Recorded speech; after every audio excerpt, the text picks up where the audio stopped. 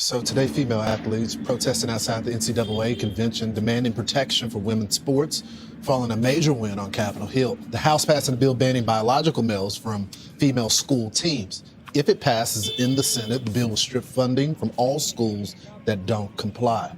Our next guest was on Capitol Hill yesterday when it passed. Host of the Games for Girls podcast on Outkick.com. Riley Gaines joins us now. Good morning, Riley. Good morning. It's good to be on with you. So AOC had this to say about the bill. Let's watch it.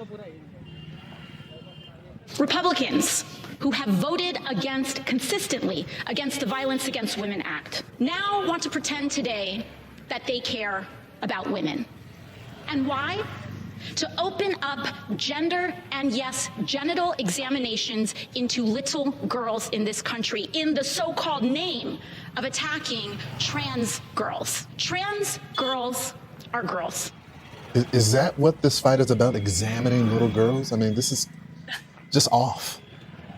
Yeah, that's one way to put it. If she spent 2 seconds reading the bill, she would know this has nothing to do with genital inspections. This has nothing to do with any sort of anatomical examination. This resorts to birth certificates and a routine physical, which every athlete already has to complete to be able to play their sport anyway. And so to watch the theatrical performance, which that's exactly what it was, from pretty much all of the Democrats on the House floor, it was disheartening, and to continue to see them tout about women's rights. And she mentions the Violence Against Women Act.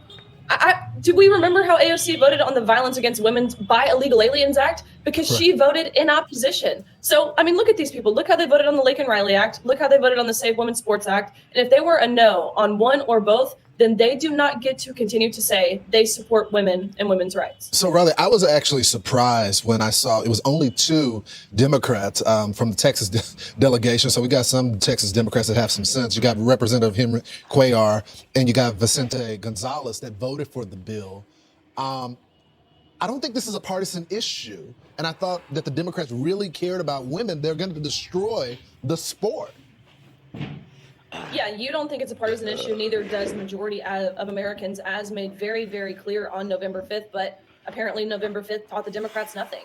I was curious going into this. Will we see people double down like we saw from AOC? Or will we see people start to slowly recant from their position? And if you can remember, Lawrence, a few months back, I mean, pretty immediately following the election, you had Congressman Seth Moulton. He went on the news and he said, look, we've become too radical as a party.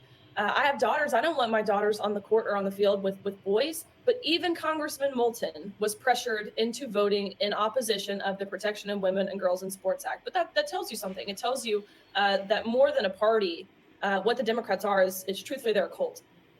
You know, I do find that interesting because we interviewed the congressman and you thought that there was an epiphany on this issue to see.